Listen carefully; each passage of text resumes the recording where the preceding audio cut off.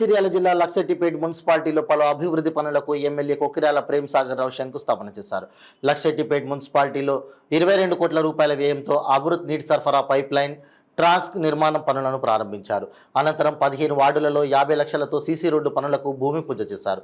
అనంతరం ఇటీవల అగ్ని ప్రమాదంకు గురైన లక్షెట్టిపేట ప్రభుత్వ ఉన్నత పాఠశాల నూతన భవనానికి 2 కోట్ల 38 లక్షల పనికి శంకుస్థాపన చేశారు. తర్వాత ఏర్పాటు చేసిన సమావేశంలో ఎమ్మెల్యే ప్రేమ్ సాగర్ రావు మాట్లాడుతూ ప్రజలకు ఇచ్చిన హామీలను అమలు చేస్తున్నట్లు, అమృత్ నీటి సరఫరా ద్వారా తాగునీటి సరఫరా జరుగుతుందని అన్నారు. నూతన పాఠశాల బిల్డింగ్ శంకుస్థాపన చేయడం చాలా ఆనందంగా ఉందన్నారు. లక్షెట్టిపేట పట్టణ ప్రజలను నేను ఎప్పుడు మరవనని తెలిపారు. ఈ కార్యక్రమంలో municipal chairman Nalamas Kantayya, municipal floor leader Chella Nagabhushanam, municipal commissioner Rajasekhar, DCC ఉపాధ్యక్షుడు చింతా అశోక్ కుమార్, పట్టణ అధ్యక్షులు ఆరిఫ్, లక్షెట్టిపేట మండల అధ్యక్షులు పింగళి రమేష్, కౌన్సిలర్ సురేష్ నాయక్, కిరణ్, ఉమాదేవి, రందేని వెంకటేష్, చింత సువర్ణ, కోఆప్షన్ మెంబర్స్ సయ్యద్, షాజిద్ అలీ, చిన్న రమేష్, బాణాల రమేష్, బియ్యల తిరుపతి, అంకతి శ్రీనివాస్ మరియు కాంగ్రెస్ కార్యకర్తలు తదితరులు పాల్గొన్నారు.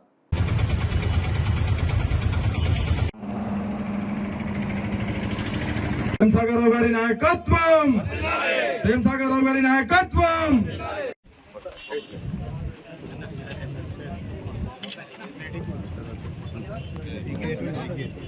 ప్రేమ్ గారి నాయకత్వం, ప్రేమ్ గారి నాయకత్వం.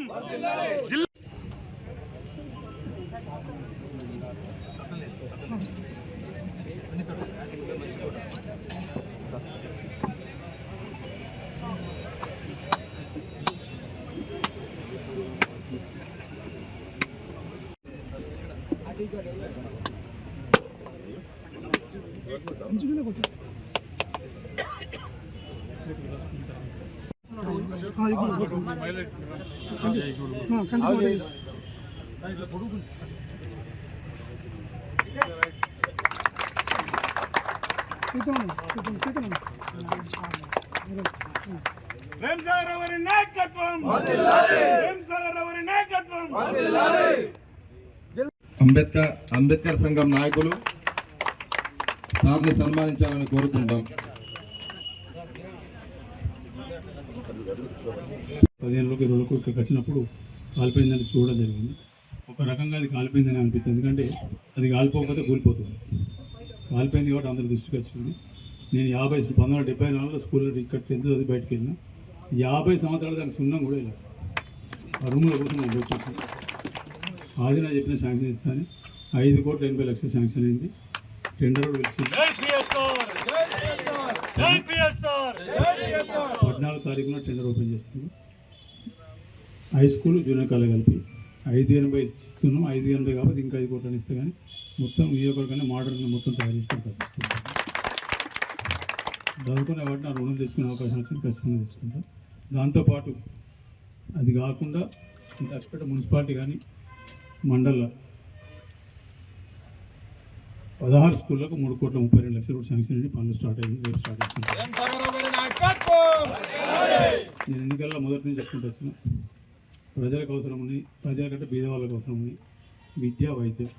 ఆ విద్య ఆల్రెడీ ఈ రాష్ట్రంలో ముఖ్యమంత్రి నియోజకవర్గంలో కాలే 18 కోట్ల రూపాయలు మొత్తం 280 స్కూళ్ళకి శాంక్షన్ తీసుకొచ్చిన.